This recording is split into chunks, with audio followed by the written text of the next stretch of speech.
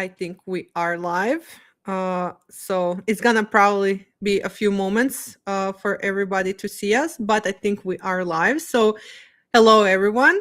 Welcome to Proprium's Processes and Platforms show, where we talk about processes and platforms. And today's topic is who has the keys, access management for every entrepreneur, and access management that every entrepreneur actually skips.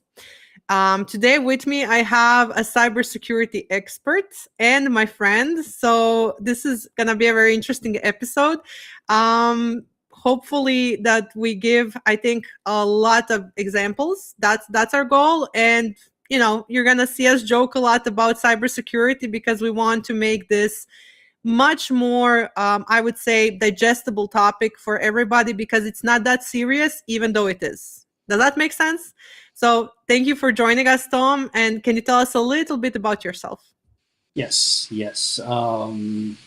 Whole idea is definitely to make it more fun because if you're not a tech nerd or you're not a cybersecurity nut like I am or tend to be, it can get very boring and can put you to sleep real quick, just like talking to an actuary or watching golf on TV. So hopefully that's the idea. Hopefully we can accomplish that. But yeah, I've been in IT, just overall IT for 12 years now. Started off at help desk, moved my way up from help desk to network admin, sys engineer, stuff like that, before finally migrating over to, or shifting over to cybersecurity and cyber risk more specifically back in 2018. So that is about 8 years ago. And I've been on the risk side and compliance and governance ever since. I've had a couple of jobs, different jobs at different levels within the governance, risk, and compliance side of things. It's kind of funny because I enjoy the tech side. I enjoy the building side of it. And that's where my skills started. And it's kind of migrated towards the rule enforcement side a little bit and more influencing how things are built and how things are maintained. But it's been cool. It's been a cool experience. And I think those skills that have actually helped me along during the way. Got a handful of certifications. They're all behind me, which I'm proud of, but they're pretty challenging, pretty fun. I think they're valuable to me. I know there are people out there who think certifications aren't valuable, which, that's valid to them. But I'm pretty proud of the ones I have, especially the CISSP, which is like big kahuna type gold standard cert. I had that for a couple of years. But yeah, right now I am currently staff cybersecurity compliance analyst at my current company. I'm Milliman IntelliScript, just started there a couple months back, and it's been a pretty good experience. I went internal after being a consultant for a couple of years, and honestly, it's been really good. My coworkers are really cool, very smart. Very intelligent, very hardworking too. We work well together, which has made the whole transition to the internal work a lot easier because we've been nailing stuff, and it's really cool. So it's been a good experience. So yeah, I'm pretty happy where I'm at right now. So feeling good, and it's pretty cool too because they're pretty flexible and they're encouraging for me, hopping on and doing this today. For sure. Shout out to your coworkers and your boss if he's watching this, because it's early in the morning for you. You are in Arizona. It's currently 8 a.m., right? Yes. I finally figured out how to calculate it. So I never guess correctly. I want to say hi to people watching us. We have a few viewers watching us currently live, and I want to encourage everybody to comment and ask us questions. We're going to talk a lot about topics of access management for entrepreneurs. So please ask any questions. And I have Vishnya in the audience. She says, hello, everyone. Laura now officially does more live streams per day than I do. Kudos. Thank you, Vishnya. I actually left the live stream before this one where I was a guest. So that's what she's referring to. And Vishnya is one of the reasons why we have this show. So I started basically as a guest on her show, and then I somehow ended up with 3 live shows. Tom, who knows? Maybe after this you'll have a podcast. I'm not gonna, not gonna say it's not possible, but we'll see. So yeah. I don't know if I'd probably lean towards something weird or dorky like Batman or baseball first. So I think that that would be really fun. So who knows? We'll see where this takes us. I think we can start with something that you and me both love as a concept to explain to people. So it's the bus scenario. I know it's gonna be for the start of the show a little bit, dark humor and all of that, but if you're a founder or an entrepreneur, and I always say this when I am training people on software, when I'm helping with software implementation, choosing software, anything like that, and we are talking about processes and procedures, I always ask people, if you're hit by a bus, basically, would your business still exist? But I think you ask, if you were hit by a bus, who could still log into your business? So, how do you process that, and how do you communicate that to people? yeah, that has been a key phrase, or not motto, but just saying since my help desk days. My boss, my first boss in IT, still my mentor, still a good friend.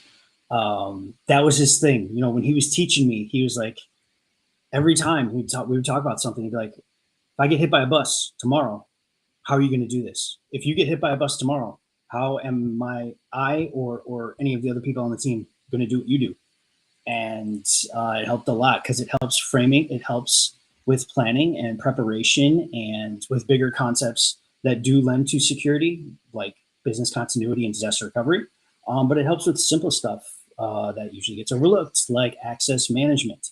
Because if that person with the keys to the castle gets hit by a bus, what do you do? Who, if that person is hit by a bus, and then you got your sales lead who's like, I just locked myself out. Can you unlock my account for me? If you're not prepped, if you're not, what's the word? Prepared. I already said that. Trained. That's the word I was looking for. Trained. If you're not trained as a backup, how do you do that without, letting your hair on fire with a 3-alarm emergency and tons of urgency? So that's one of the things that, especially I've seen with smaller businesses or newer businesses like startups, is they haven't been able to think about that, or they haven't been given the chance to think about backup planning and job cross training, and just having things documented. Because, and rightfully so, they are very engulfed with building their business and the actual product they're trying, or service they're trying to roll out, that they forget that sysadmin, that IT admin, that security admin who governs all of the access is one person, and they go two routes. They either leave it all on that one person and forget to do the backup stuff, and the hit by the bus scenario happens and it's chaos. Or the other thing I've seen happen is they give everybody admin credentials, and which is way too much, and that itself turns it into a vulnerability. And especially, I mean, I know a lot of people now are working remote, but there's still people putting passwords on their sticky notes, and those sticky notes are right here on the screen next to them, and that's poor practice, and that still happens because it's just a huge vulnerability. Those are two of the main things I see. Um, and a lot of times that extra access to, or that admin access, goes unnoticed, and it just perpetuates for longer and longer and longer and longer. And in a less scary scenario than the getting hit by a bus, someone moves on, they leave, they find a different opportunity. And you may have a process in place by then to somewhat deprovision their access, but it's not completely built out, or it's not mature yet, and something slips through the cracks, and there's an admin account sitting out there unnoticed for months on end. And in the event a malicious actor gets access into your network, and they find those credentials aren't monitored, that gives them the keys to the kingdom, because that's admin access. Aside from root access, which is a step above, which you want to lock down also, those are the best access. That's what those malicious actors want. That's how they can get the data they want, and the data equals money to them. So that's yeah, hopefully that all gets the point across I want to make. So our audience is reacting already to your first category, I would say, the bus category. First of all, Philip is watching us, and he says, "Nice to see Tom. This will surely be an interesting live." Then we have Gary. Hi, Gary. Gary says, "Yes, it will be a Tomcast." Then Philip, after that, followed with cybersecurity home run. And Gary suggested that we should use a different analogy because, winning the lottery might be much more fun than being hit by a bus because it has happened to some folks. Yeah. That's fair, but the only reason I use hit by a bus is that's more common than winning the lottery. Yeah. Yeah. And you gotta have the aha effect on people. Yeah. And Philip added, as Laura would say, you need to have a plan. I do think a plan is important. So everything you said, basically, it's not just who has the keys. It's not just that. It's also, when you said that sticky note, I know people who still do that, but I work with companies, and you basically know, just for the audience context, I work with companies on software implementation of no-code software like ClickUp, HubSpot, Airtable, and all that. And sometimes when we start a new collaboration, a client emails us their password and their username, and I immediately, as taught by you, trained, I immediately, please change your password and let's do this through a password management software, and let's be more safe in the email. Now with all the AI problems and situations that we have, and access and all of that, I think it's more complicated than just somebody entering your account with credentials or hijacking the account or anything like that. I remember the time when I started using computers and everything, and people told me, don't write your password on sticky notes. That was always the first advice. Then when I started using software much more serious, and I was using WordPress for my website, for my first website for my NGO, everybody was telling me, update the plugins. And I was like, why? And they said, because they can hijack the website through plugins. And we had a small attack basically on our website where we started, somebody was sending thousands of spam emails from our account because they entered basically through that. So we had to change everything, blah, blah, blah. So I'm very limited in my knowledge, but I do know that it can be very serious. I'm also wondering, now with AI being connected to our accounts, and Gemini reading your Gmail, if you connect Claude Cowork to your computer, if you connect everything else that you're using, software that I'm using is offering, hey, connect your GPT model that you have currently, and etc., etc. How much does this complicate everything? How much more vulnerable are we? Yeah, a lot more, to keep it simple. Yeah, and that WordPress thing, before I get onto the AI, it makes sense. I mean, I listen to cybersecurity podcasts all the time, and because WordPress is so prevalent across the globe, I think it's like some absurd percentage of websites are WordPress, whether it's like 40 or 50 or more percent. But because it's so prevalent, attackers are like, this is half the internet. I'm just gonna spam what I can. If one thing works, perfect. I get what I want, and it just makes it a big target. So hopefully that helps with understanding there for anybody wondering why WordPress is such a big target. Is so vulnerable. But actually, the AI itself, that does make it more complicated because, for many reasons. One, it's so new to everybody, except for like the deep dive tech nerds who've been actually building it and working on it for a decade plus, and the people who have slowly implementing it over the last 5-7 years. But majority of the population, it's still new to them. It's still 1 to 2 years old, and the industry itself is still fairly new to it. So there's very little understanding, as well as governance and guardrails around it, and figuring out how to properly secure it, but also properly deploy it. Because one of the big challenges that security runs into that I've seen my entire career is the challenge of proper security and the challenge of actual functioning business. Because sometimes they do butt heads, and it is a problem. And you have to have a functioning business with enough security, mainly usually that's where best practices come into play, because those are designed specifically to optimize your business, but also optimize your security without going overboard. Because one of the things in schools we learn quick and early on in careers too is, the most secure computer is the computer that is turned off and unplugged. After that, you are vulnerable no matter what. There's severities to it, but that's the point. You're not 100% protected ever.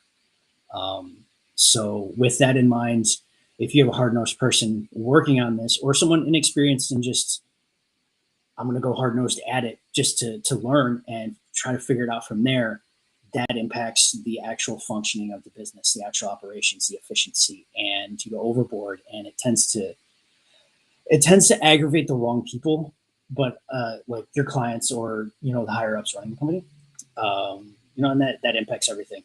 So, and then you get a lot of emails, get a lot of messages like, "How come this isn't working? What did you do?" And then it just becomes a bigger headache. Where instead, if you take a more in the middle approach, not in the middle, just the best practices, I guess, approach, and just start building slowly and from the beginning. Because I see a lot of businesses, a lot of entrepreneurs, small, big, medium businesses, they kind of just don't do security from the beginning, and then they try to bolt it on later, and that costs a whole lot more money to bolt it on later, especially after a breach, because you've lost a lot of money and lost a lot of credibility in the industry too. More along the lines of future revenue, but it's a cost center, which is kind of hard, because it's like, okay, we got to spend $10,000 or $100,000 now on security. We're just starting up, we barely have the money, but down the line it does save you money, because 3 years from now, your business is up and running, and then you get breached, it's $10 million down the drain, and your reputation down the drain too, which impacts your future revenues, and that's a big problem or challenge that a lot of entrepreneurs run into down the line. A lot of small businesses run into down the line. And then where AI comes in is it just adds a whole new layer to that of unknown right now, because NIST, they have their AI RMF, which is about a year and a half old. ISO has 42001, which also about a year and a half old. They're just now starting to get accreditation and certification for it. They're just now starting to train auditors how to audit that, and companies are still learning how to implement that framework to use with these AI products, either built in-house or the third-party products, and integrating those into their systems, into their access management, into their data, into their databases, into their infrastructure, all that stuff. And the big moneymaker is data. And I've seen a lot of issues around just the access that AI has to data, because, and not to harp on the execs, but they're the ones making the big decision mistakes with this. They're the ones who are like, "Oh, we need AI. We need it now." Everybody's seen that meme where it's like, "We want AI. We want it now. What does it do? We don't know, but we want it now," because it makes them, boatloads of money. And when they do that, they give AI access to all of their data, and it's unfettered access, which is bad, because technically, depending on in the eyes you look through it, or depending who's looking at it, that could be seen as a third party getting access to your data, and that could violate some regulatory standards you may be adhering to, whether it's SOC 2, whether it's GDPR, ISO 27001, HIPAA, high trust. And HIPAA especially and high trust too have some pretty steep fines for data breaches. It's per record. If you gave your AI access to everything and you don't have it classified, if you don't have any data security in place, and it's just data sprawl, which I have seen in the wild, where all their data is just thrown at AI. There's no classification. There's no sensitive. There's no confidential. There's no public. And they just throw it all out there. And they have data sprawl where it's like 14 copies of the same document in 7 different folders across their entire folder structure. And they're just saying, oh, we'll give AI access.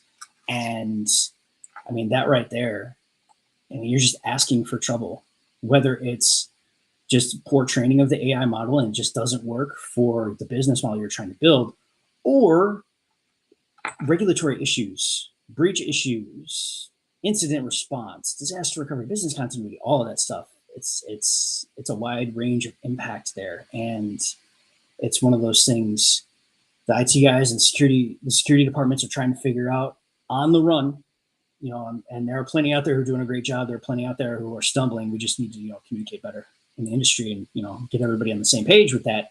But they're running, trying to keep up with the demands that the business has.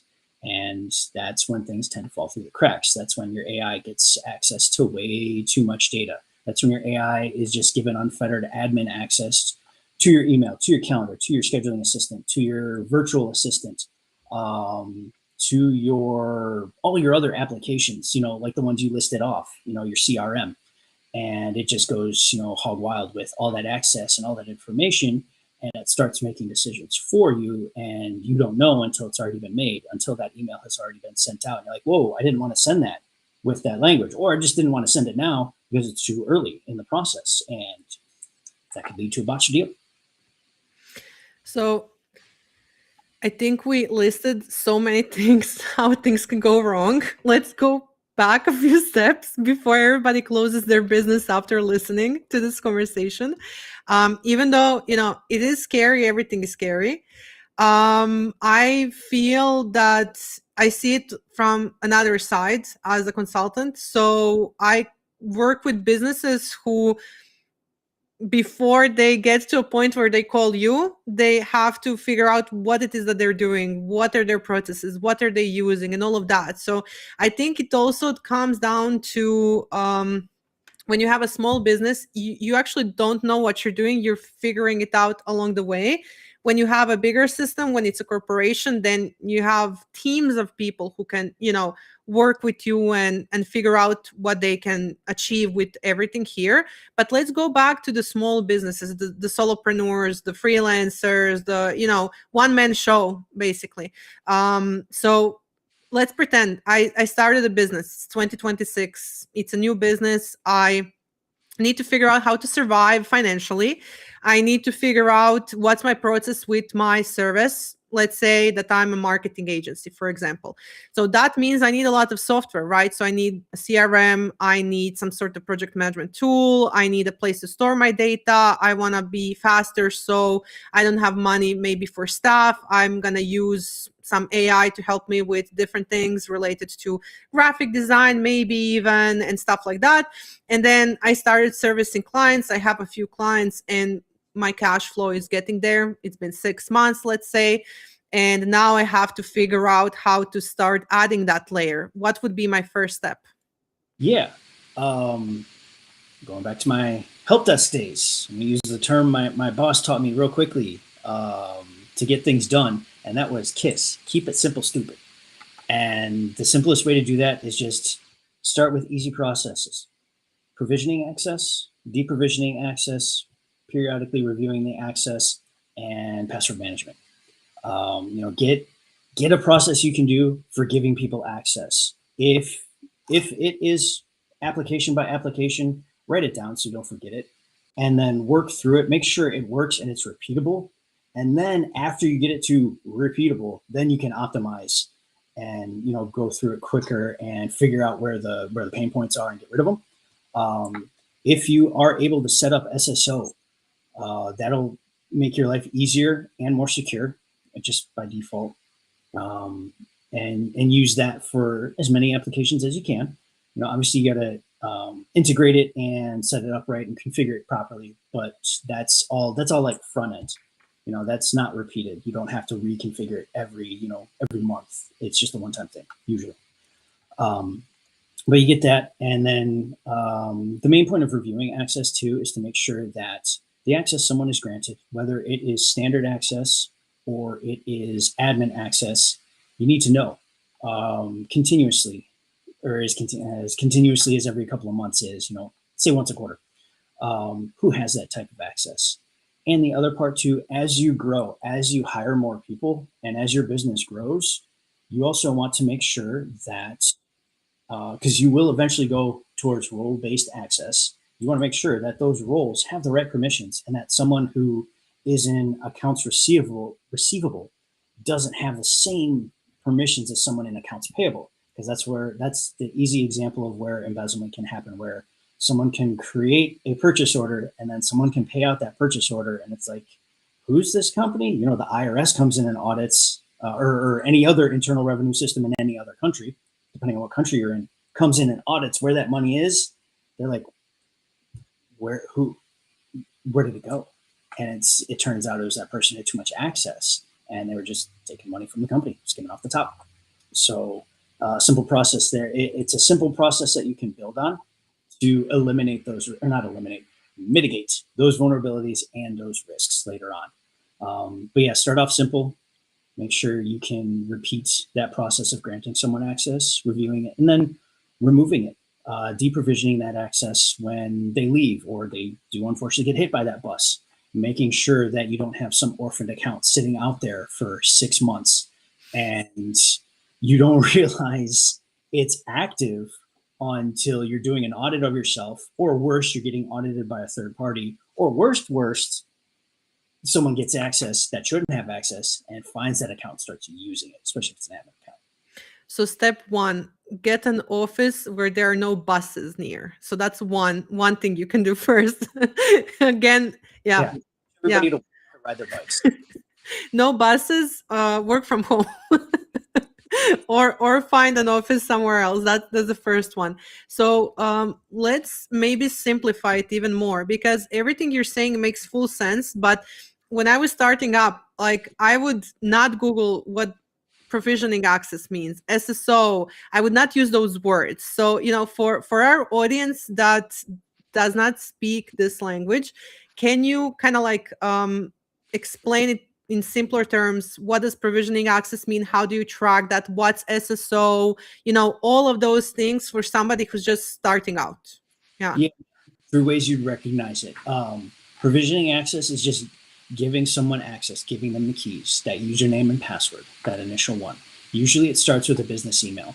And that's usually that business domain is where you set up that SSO, which is single sign-on. And the familiarity, the average business owner or just the average person would see with that is how you usually go to sites and you see that little pop-up in the corner that says sign in with Google. Technically that's Federation, but single sign-on is using that Google, for example, username and password to sign into multiple different sites or multiple different applications.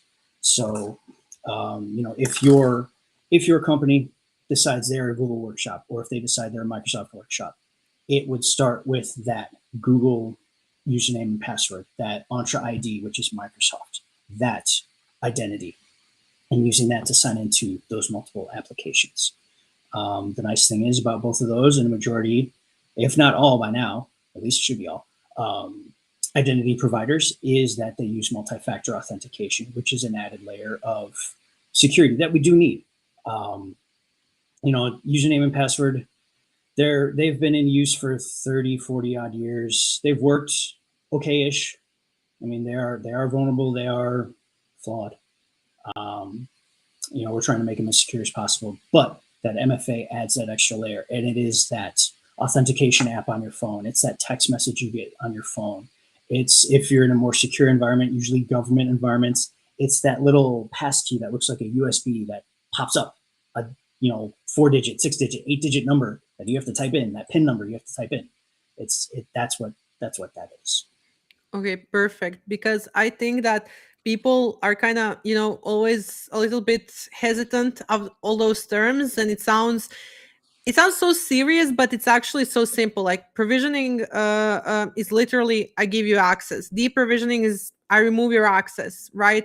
And basically, so our first step is when we choose, after we buy our domain as a business owner, we choose the email provider.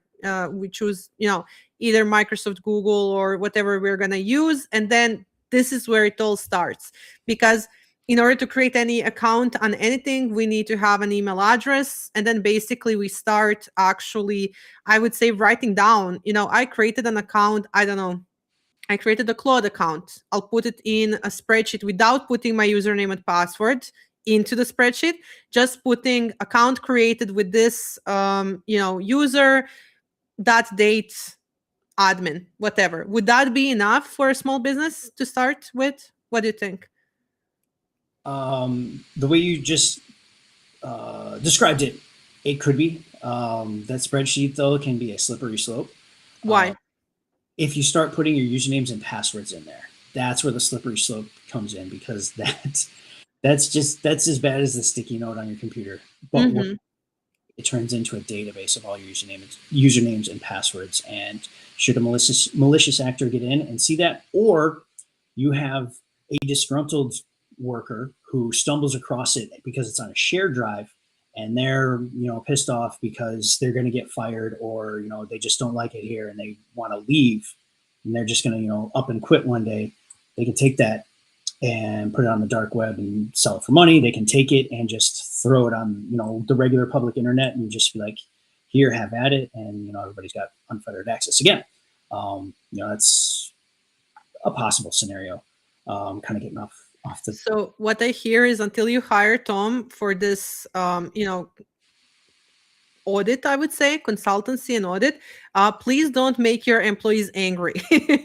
Don't make anybody angry until you have cybersecurity, is what I heard. Is that correct?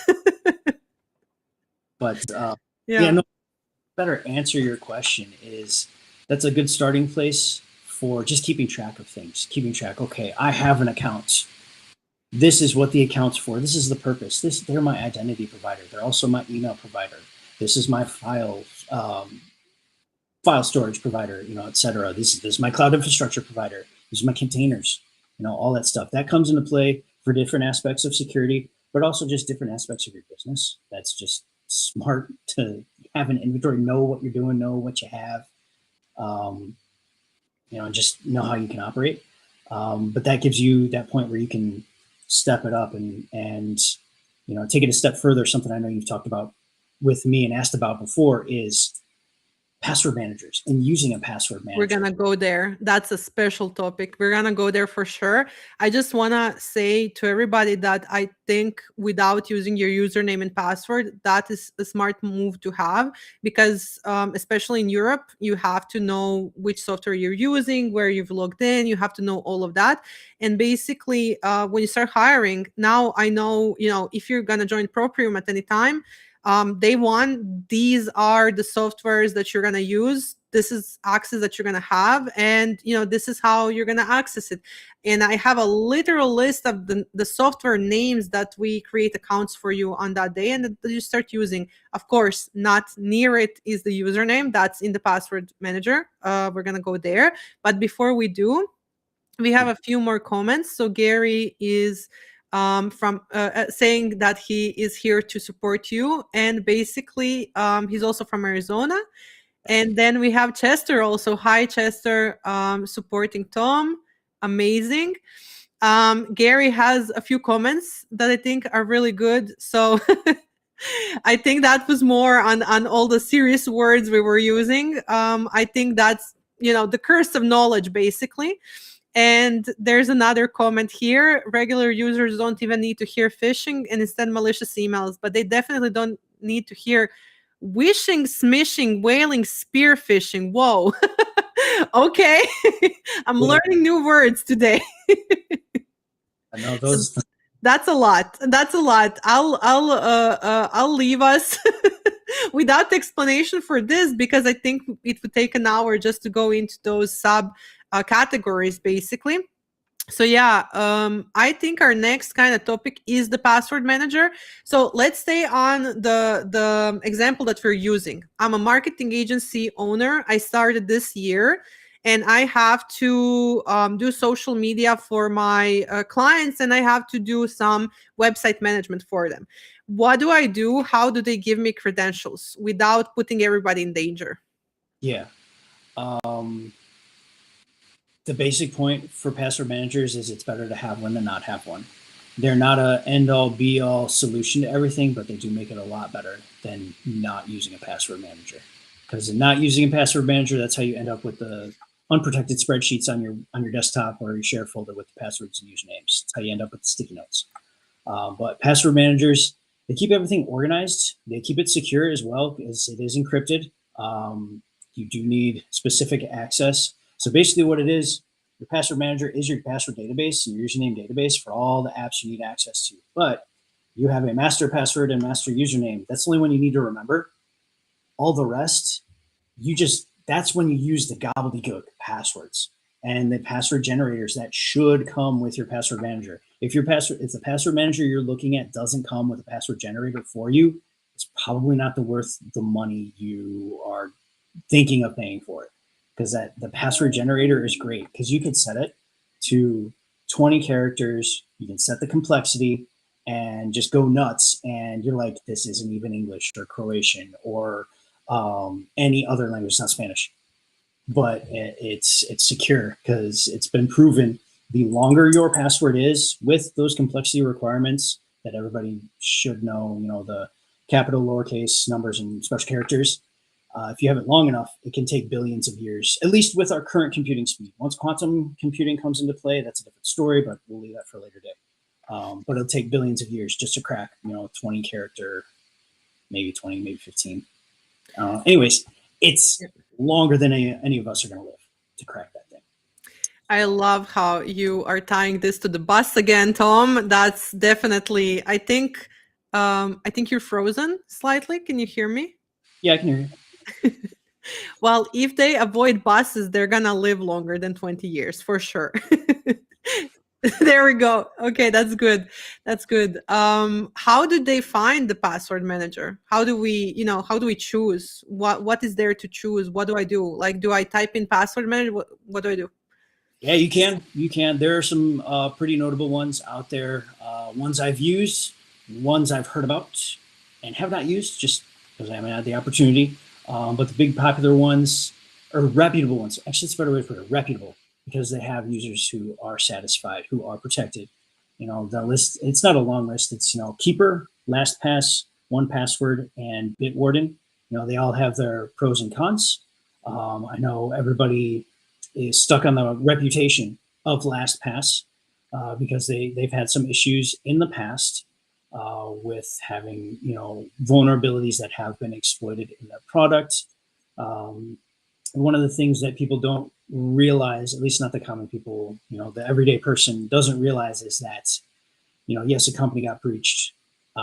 Usually that forces them into action, and it makes them secure after the fact, more secure after the fact, because they're more vigilant, because they've had that ouchie, that boo-boo, and they're like, okay, I want to make sure we don't go through that pain again. So they take extra efforts. Not that other companies don't. It's just a reaction to getting breached. But with setting that aside, setting the reputation aside, it's finding the functionality that works best for you, because depending on the size of the business or what type of business you're doing or what your needs are, any one of those could be a great choice. Keeper can be a great choice, for 5 to 50 employees. If you get a bunch of contractors or you're growing a startup, it can be a great choice. I've used it. It's pretty solid. LastPass is great for larger businesses. A lot of large businesses use it. All of these two can work at the individual level too. Although at the individual level, I would say use KeePass because it's free and it's open source, and you're just one person, maybe a family of 4 or 5, which KeePass will take care of that. You don't need a enterprise level password manager for it. 1Password is great for more creative agencies, like the marketing firm example you brought up earlier. That has a good UI. So I've heard. I've not used that personally. So with a grain of salt. My big thing though is, if you're looking at all of these, do your own research, do your own testing, get some demos and play with it yourself. Figure out, do I like this user interface? Do I like how it functions? Do I like how it can share passwords as needed? Because you were adminning this particular application and then you hired on someone, marketing genius, and you want to pass off those marketing credentials to them, you don't want to have to do it anymore. Does this share it securely with that marketing person? And can they do their job with these credentials that I gave them? So yeah, just, smaller things like that. Do your evaluation, do your due diligence like you have been for all the other parts of your business. Do it here as well. I would add European software, Proton Pass to that list. So there's a lot of things that we also have to check when we are purchasing software from Europe. So we have to make sure that they have a European server and all of that. So look into those options. Everything that you listed, I tested, and I agree fully that it's a matter of testing, because they all do the job that they're meant to do. They're password management software. So it's more, for your, I would say, preference. What do you want to look at every day, in a way? Like, to me, does it have like a Chrome extension? That's crucial. Can I share it with people who are not licensed users? For example, if I have a lot of collaborators and stuff like that, will it stop sharing the password at one point?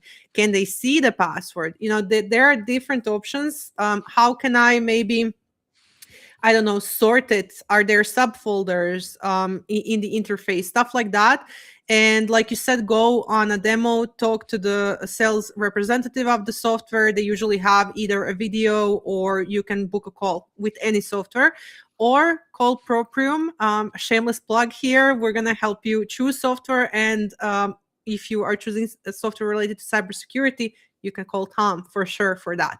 I think that it's always, very important to take into consideration, if I'm talking to a sales rep of a software, their job is to sell me that software. But if I'm trying to choose something for my business and I'm talking to multiple of sales representatives, I have to know my questions in general, and I have to know my preferences. So even though maybe you don't know the features of something or how it works, and you shouldn't know everything because you don't have the time for that as a business owner, maybe sit down and write your preferences and then go software shopping. That's what I always advise. Do you want to add something there? Yeah. Yeah. And the other thing too with the testing part is it brings to light preferences you didn't know you had. Yeah. Because there are different functionalities with each of those tools, where in the web browser you got the plugin working, and it may be annoying that you get a pop-up every time because you don't want to save that particular password, or you've already got it saved, but it's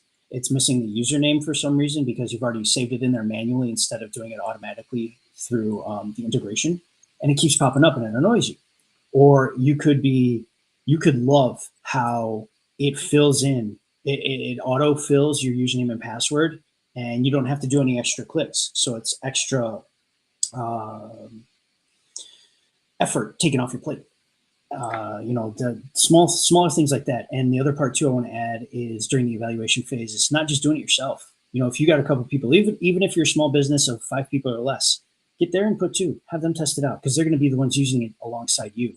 And if more than one person has the same issue or similar issue with a certain functionality, think about that. Take that into consideration. Is that really something that is important and impactful, or is it just something that, okay, we can adjust this later?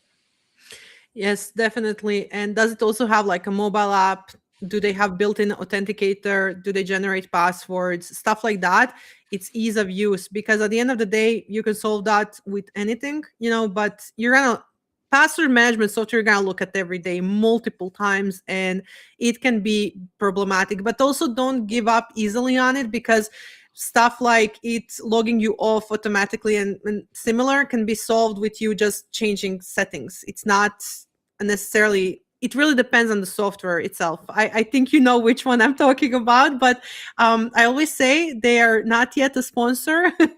So if you see our mention, we are open for sponsorships.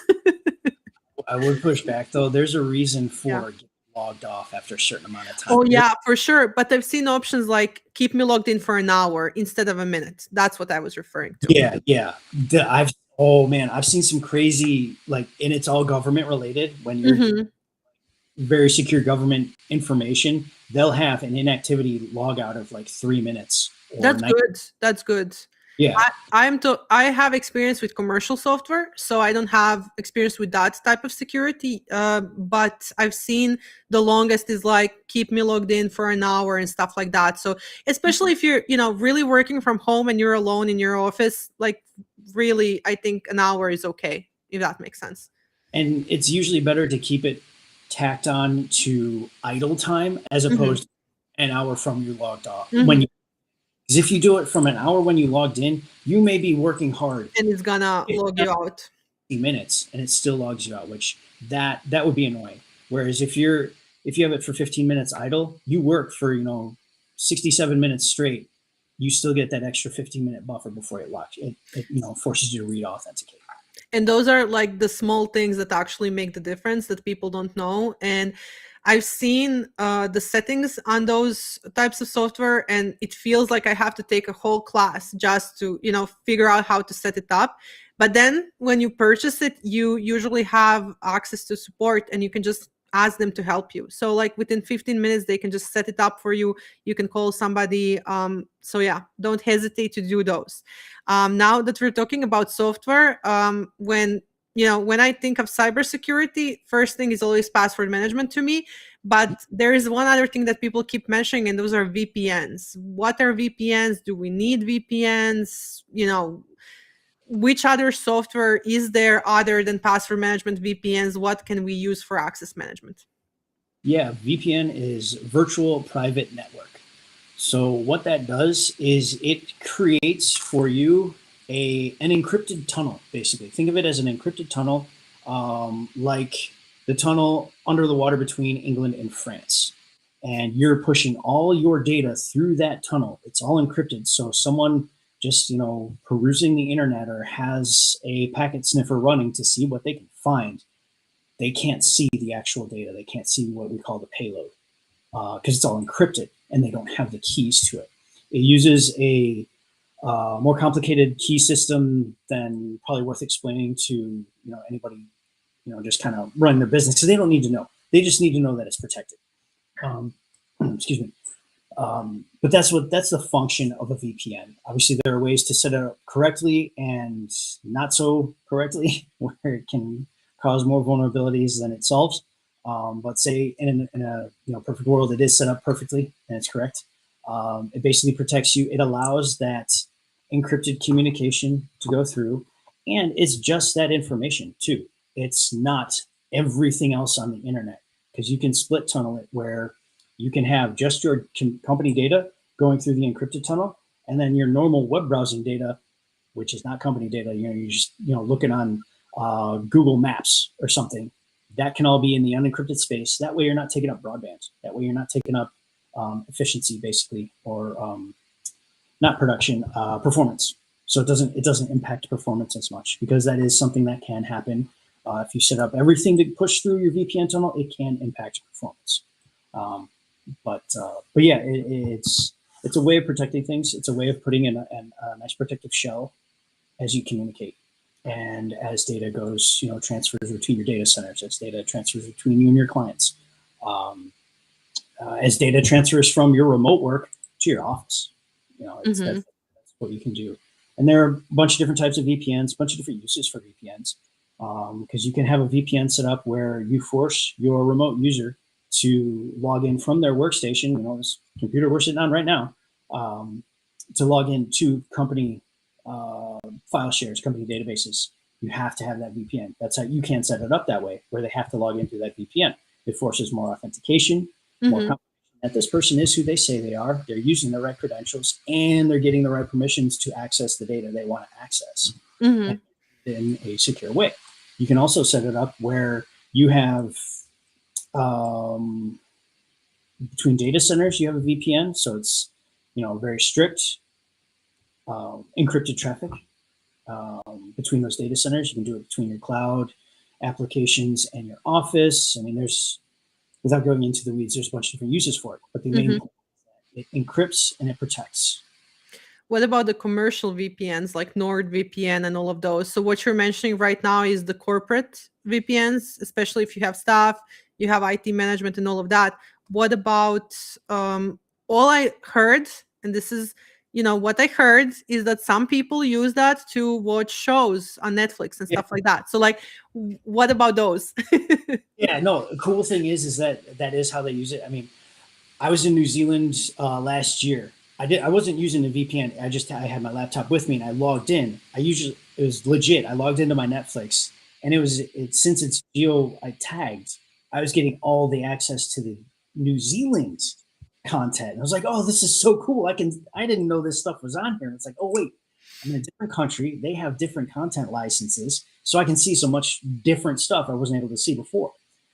That's basically alluding to what you're talking about. That's how people, the individual uses a VPN to make it look like they're coming from Germany, make it look like they're in New Zealand or Australia, so they can watch the content that's available to them. It's not illegal. It's legal because they're accessing licensed content through a licensed provider in a legit way. It's just illegal. But So, go ahead. so when do I need the commercial VPN, like NordVPN and all of those? In which scenarios do I need that as a person? And in which scenarios does my business need a VPN for my employees? As a person, I would recommend using a VPN when you're traveling and you need to, if you're traveling an extended time or it just works out where you got to pay some bills while you're on vacation. Using that VPN is much more secure than hopping onto your hotel Wi-Fi or using just your data on your phone. Those are not as secure.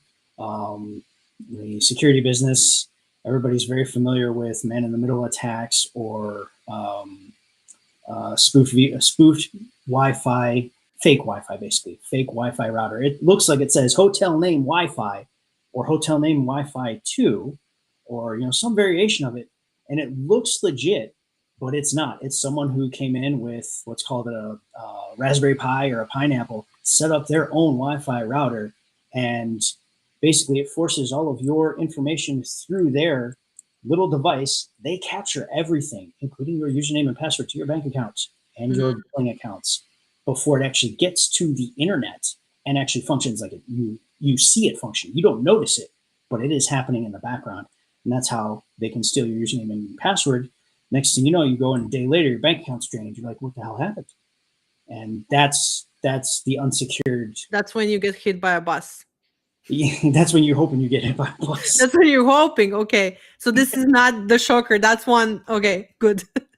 So the VPN allows you to first establish that encrypted tunnel. So your data is protected, it is encrypted, and it brings you back to, say you choose a location in your home country, it brings you back to that home country so that it makes it easier and more secure and more legit connection to get into your bank account because you got to pay your mortgage or you got to pay your rent.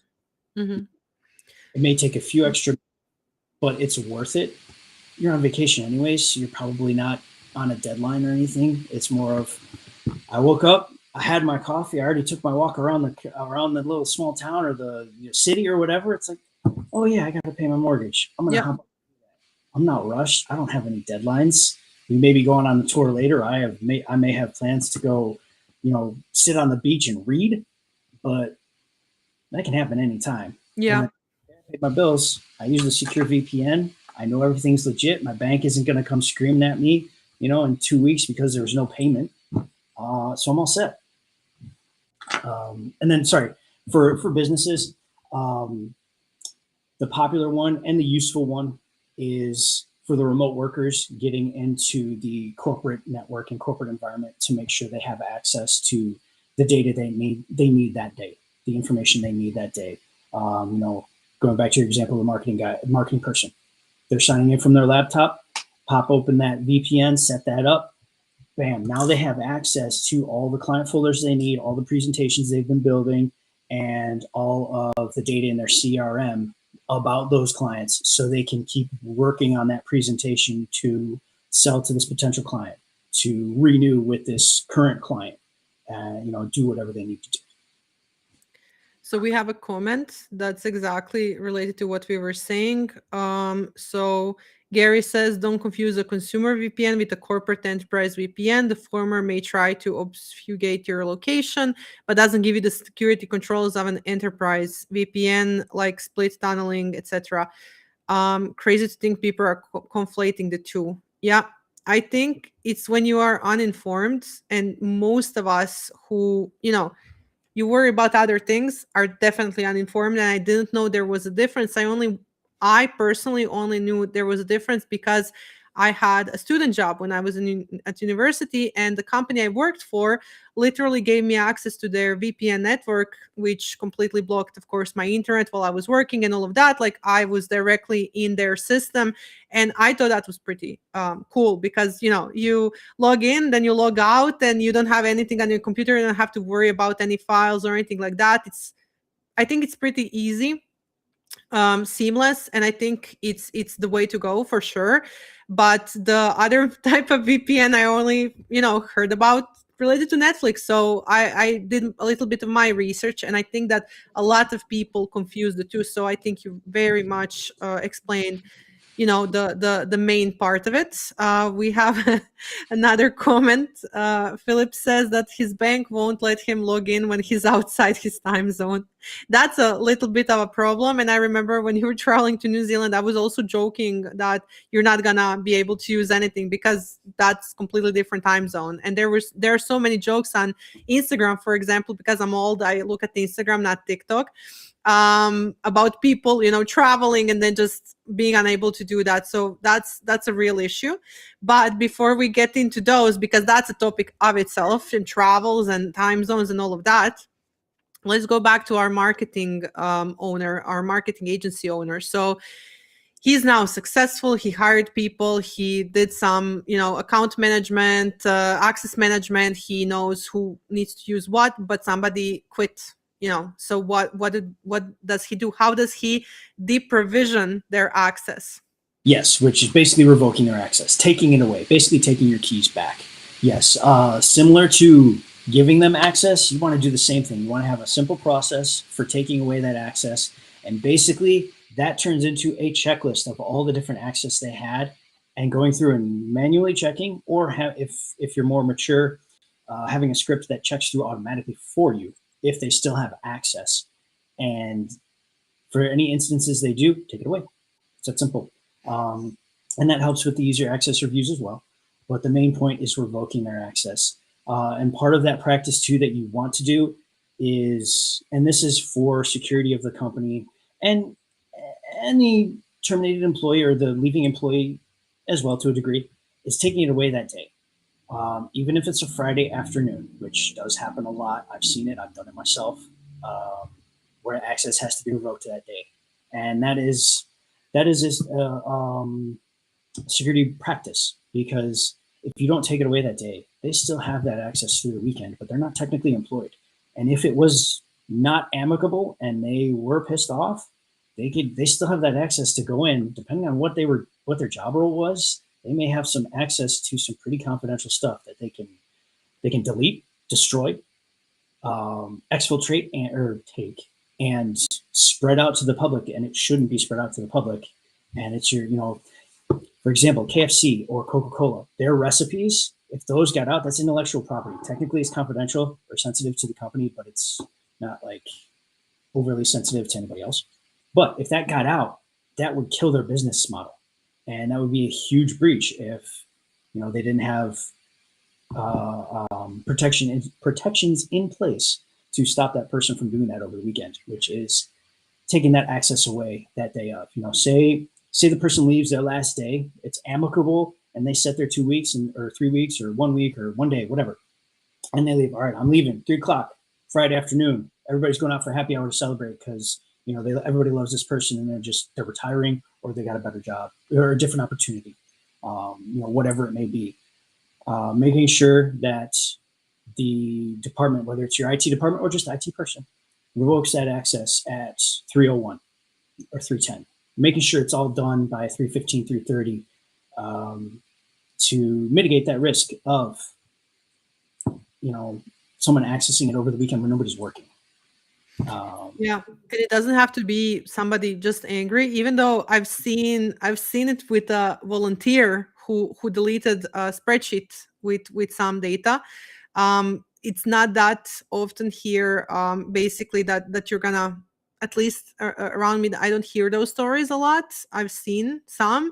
My clients tell me I've seen the volunteer story and all of that, but it's not usually that can happen that easily, at least in my surroundings. But what I see as a problem could be not even a disgruntled employee. You could have your credentials open, the computer can be used. What if that person, if they were a remote worker, they just give access to the computer to somebody else, there's somebody playing on the computer, playing a video game or something like that.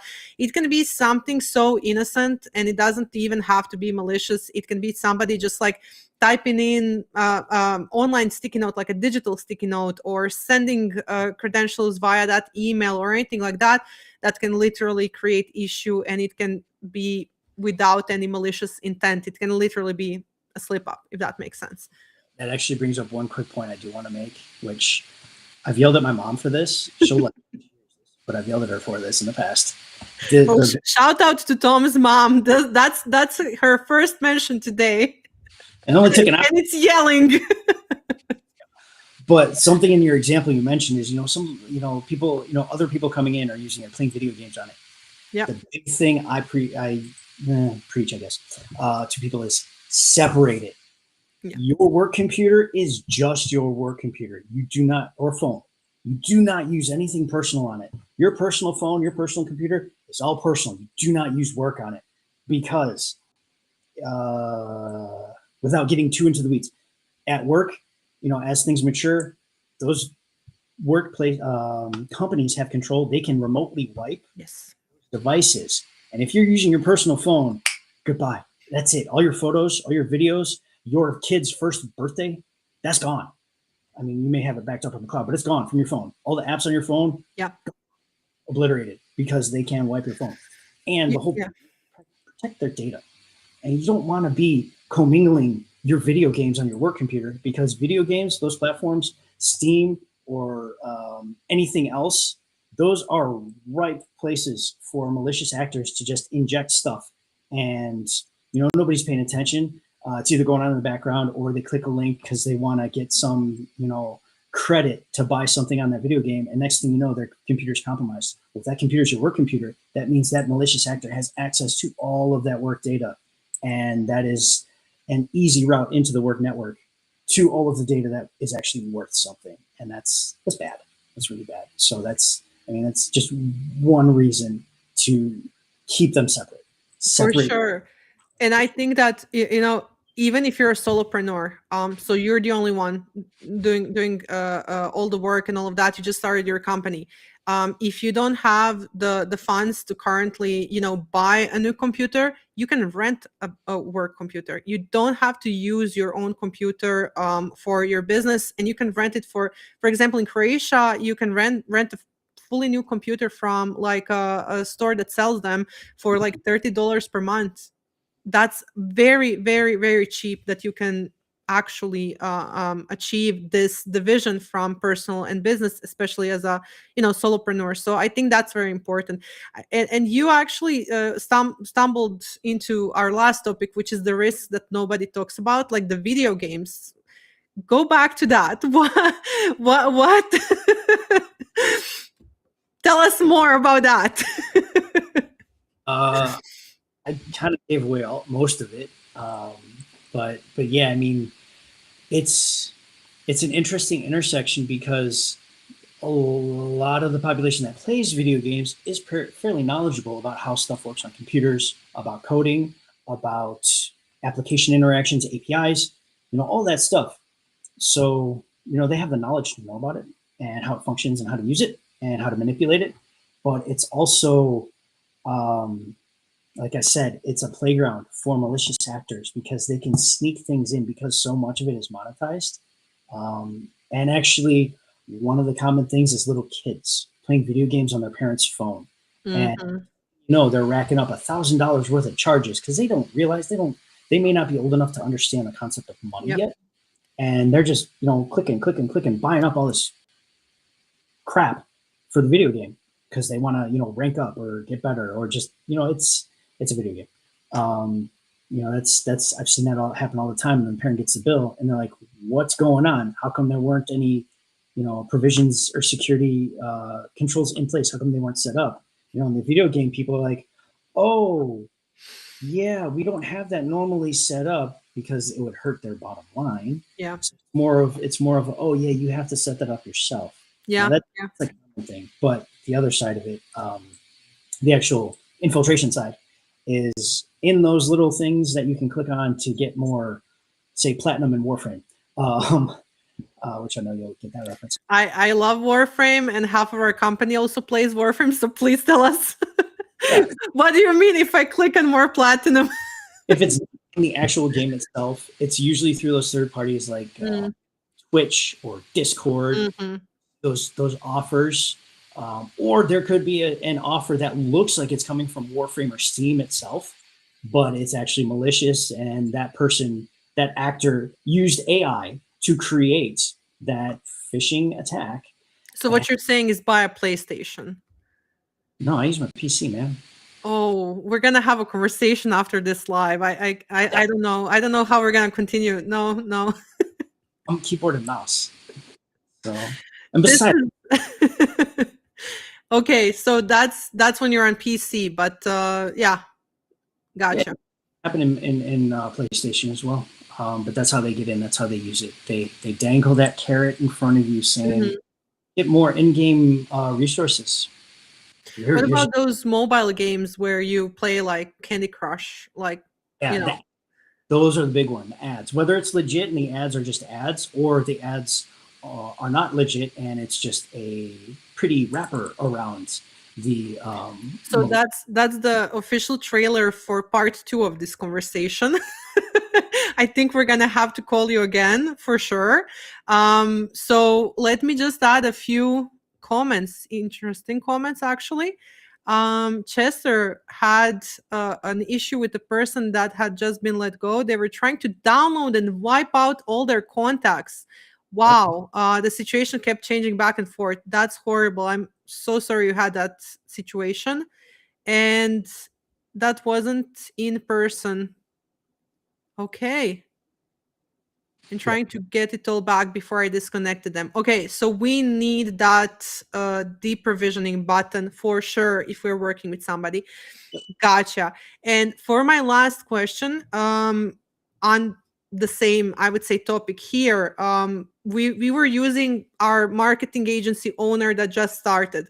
What if I am a marketing agency owner that's been 10 years in business and I've had multiple virtual assistants? I didn't track anything like this that you were saying. I saw this episode and I'm like, oh my God, I need to do this now.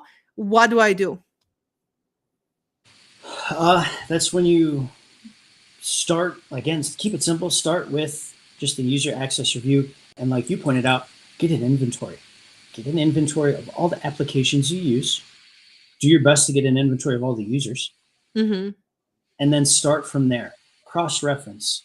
Because say you got a user list from a certain application that only 10 people should use, but there's 17 people listed. Talk with your HR department, or if you are HR, go through your own records and check, are those 17 users necessary? Which ones are actual people? Which ones are still employees? Which ones are service accounts? Are those service accounts still in use? Are they necessary? Go through, start, just apply regular logic, regular common sense, and look through. It may be tedious, it may take up some time, but if you set aside a day for it to go through and you push everything else aside and prioritize that for that day, it will save you a lot of headache in the future. Are there any types of software where I can just like log in and with my email it's gonna, I know people who did that, so that's why I'm asking. Can I just like log in with my email and it's gonna list me, here's all the things that you're logged in? Unfortunately, not really. That is actually one of the pain points the industry has been trying to figure out for years, and that is optimizing or just finding something useful and functional for user access reviews. Nobody has solved that yet, at least not that I'm aware of. So business idea here, whoever is listening. It's a tough one to tackle because there's a lot of authorization and authentication between the different applications that are needed, and then the nuance of actually evaluating the user accounts that are active and inactive, and then all the roles and all the permissions with those roles and the groups, and it gets very granular. It's like I said, nobody's cracked it yet. It's hard to figure out because a lot of people still just use the screenshots and the Excel reports pulled from those applications to do the user access review because there hasn't been a better solution found yet. But there are fractional solutions. Like, for example, Philip is telling us a lot of apps show active sessions with device and locations. So a lot of them also enable killing all sessions with a click. So that's a really good one. So for example, my Gmail, I can go and check all the sessions where I'm active. If I was traveling using somebody else's computer to log in or something like that, I can then kill those sessions. So that's a really good advice. Is Yeah. there anything else that you maybe would add other than that? That is a different aspect. That's more on user and which devices they're logged into. Gmail is an example. Another common one is Netflix. You can see which devices your account is logged into, and you can kill those sessions as well, or reset it, or reset access for all the devices. That type of thing. That is a bit different, but still useful in its own right. That's not the complete story for user access review. That's just a small portion of it, but it's still useful. What I'm talking about is like the static, not the active sessions, but just who has access at any time. Got it. And I would also add, and again, my aspect is, I'm looking from GDPR in Europe and all of that. Like, I would say wipe the accounts you're not using. Use your data deletion requests that you can use. So if you tested some software and you're not going to use it now, close the account, ask them to delete all your data when you're leaving. That's smart thing to do, right? Yeah, you don't want to make GDPR governance angry. That's expensive. That's a special topic on how we have to track all of that. Yeah. I think we're gonna have one of those conversations soon. But yeah, definitely. I think that this ties all into, like you said, make it simple. Track who has access to what. When you're sharing your passwords, please don't send them via email or put them on a sticky note. That's a huge no-no.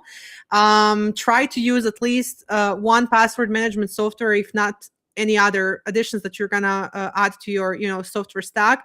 They are like $2 per person per month. They're really not that expensive. They're really, really, really cheap. And then Philip is also saying, I guess starting with your email and looking which apps you signed up with that email is a good start. You can see part of that in the Google Workspace interface and all of those. If you have more questions for Tom, this video will be, we're live now, but after we finish the live, the video will be up, and you can still reach us in the comments, tag him, tag me, and we can continue the conversation there. Thank you so much, Tom, for being on this live and for telling us about this. And this is just one aspect of cybersecurity, so I'm pretty sure we're going to have more conversations. But I think that access management is something that entrepreneurs are not thinking about, and that you really helped a lot today. Thank you so much. Thank you. No, I appreciate it. No, it's been fun. It's been interesting. Been nice to talk about this and simplify the techie cyber side of my brain into the actual business useful language. So. I agree. And thanks to everyone who watched it. I think it was pretty fun. Thank you for all the comments, and we'll see you in the next episode. Bye.